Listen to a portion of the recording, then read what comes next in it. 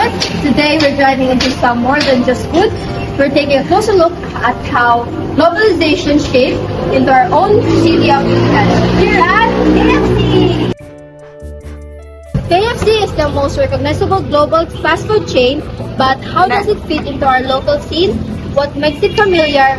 And what makes it unique here in Iligan City?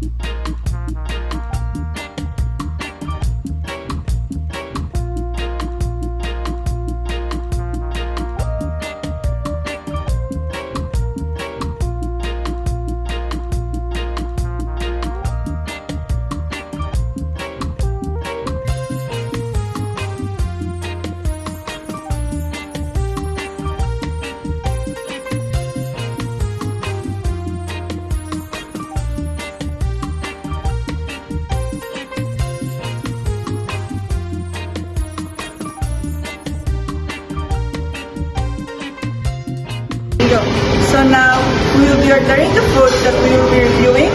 Come on, let's!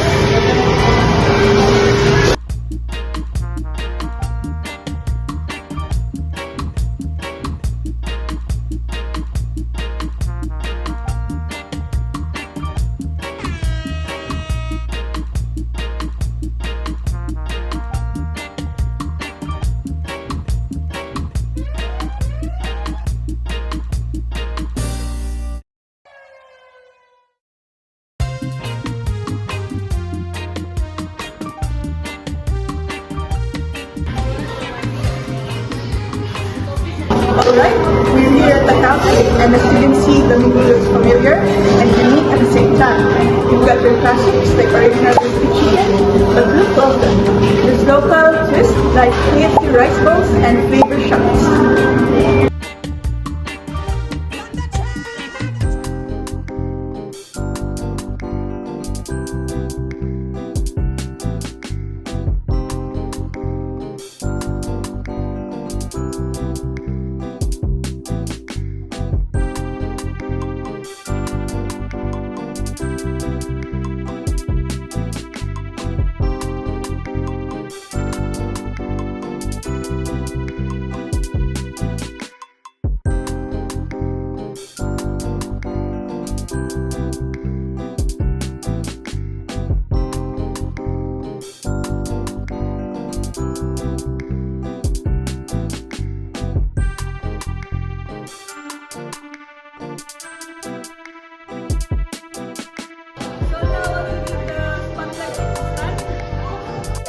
Time to begin!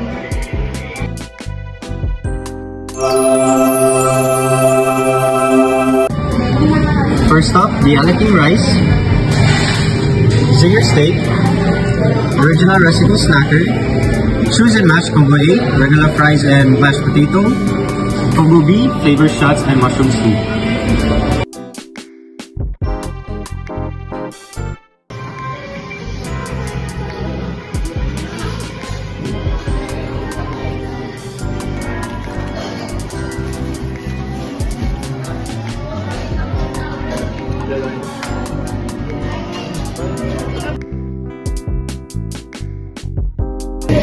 So first impression of the Iligan, it looks hearty, comforting, and served with steaming hot rice, crispy chicken chunks, and we top with Iligan creamy sauce. So let's taste.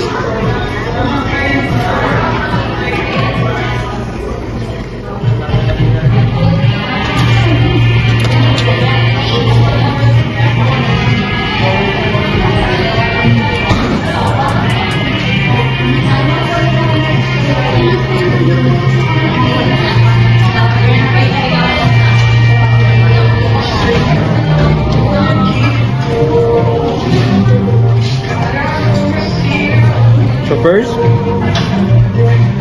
the sauce is very creamy. The chicken stays crispy even under the sauce, and the rice balance everything out. Then, overall, a satisfying meal of its own. It's very Filipino style, comfort food with a global twist. So first impression of the zinger steak, it is a unique one, spicy zinger fillet, served as a steak paired with rice and gravy. And now I'm going to be tasting.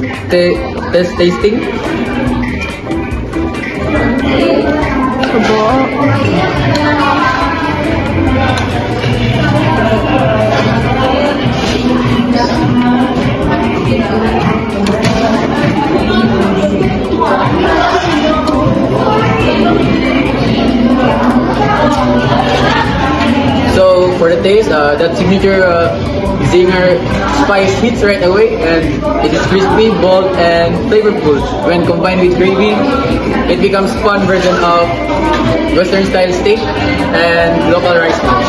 So for the overall, it is a smart twist. It is spicy, fun, and delicious, and it brings a new dimension to the usual fried chicken experience. For the rating, I give it 5 stars. So next, I'll be tasting the choose and match combos, with the combos being the fries and the mashed potatoes. So first, I'll be eating the fries first. So as for my first impression,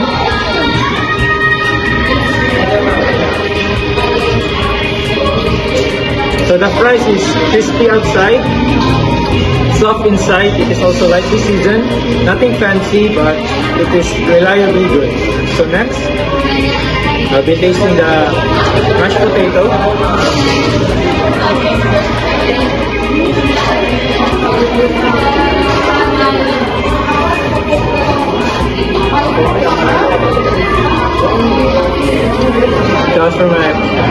So for the mashed potato, it's creamy, smooth, with a signature KFC gravy. And yes, that's it. So my rating for this is 4 stars. So first impression is it is small and packed, perfect for a quick bite of merienda. So now I'll be tasting it.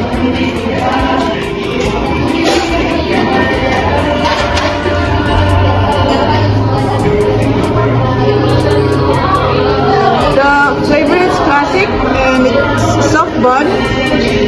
The chicken has the iconic 11 herbs and spicy taste, and it's juicy despite being a small sandwich. So overall, simple and familiar and satisfying. I give it a 10 out of 10. Next up is the flavor shots and then the mushroom soup. So first is the flavor shots.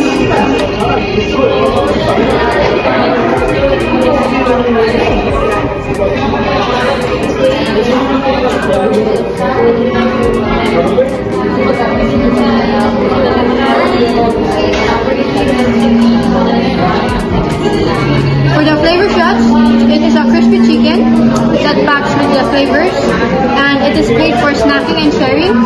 Well, it's a bit spicy, but it is well seasoned. For the mushroom soup,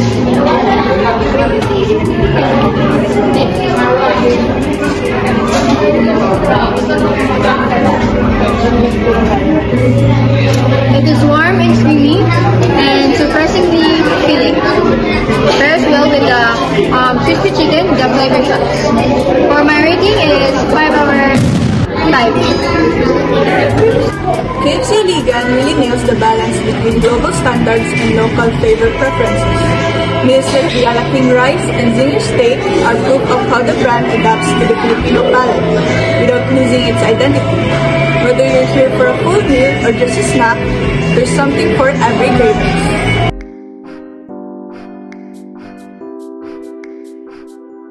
So globalization is the process of increased interconnectedness and interdependence among countries, especially in terms of economics, politics, technology, and culture. One clear example of this in everyday life is the presence of global brands like KFC in local communities such as KFC Iligan, Philippines. So first, let's talk about cultural integration. KFC is originally an American brand, but its presence in Iligan is proof of how global culture blends into local life. You see global standards, the logo, packaging, and core menu items. But you also see local culture reflected in rice snacks, Filipino-style spaghetti, and the way staff speak in Filipino or Bisaya. Another example is ordering chicken with gravy and rice is common here, while in the US, it's more likely to come with mashed potatoes or biscuits. Economic and business influence. KFC brings in foreign business models, but it also boosts the local economy. It provides local jobs, crew, managers, and delivery staff. It stimulates nearby businesses like supply chains and delivery services. It follows franchising, a common globalization strategy, where a local business operates under a global brand using their standards. Localization strategy. Global brands don't just copy-paste their business. They adapt.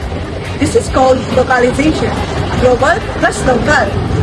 KFC Iligan does this while buying offering rice meals which are essential in Filipino diets, running local promotions tied to Filipino holidays, training staff to interact with Filipino customers in culturally familiar ways. Social behavior and modernization. Inside KFC Iligan, you can see more than just food. You see people using self-order kiosks or digital menus, students studying or using Wi-Fi, showing modern cafe-like behavior.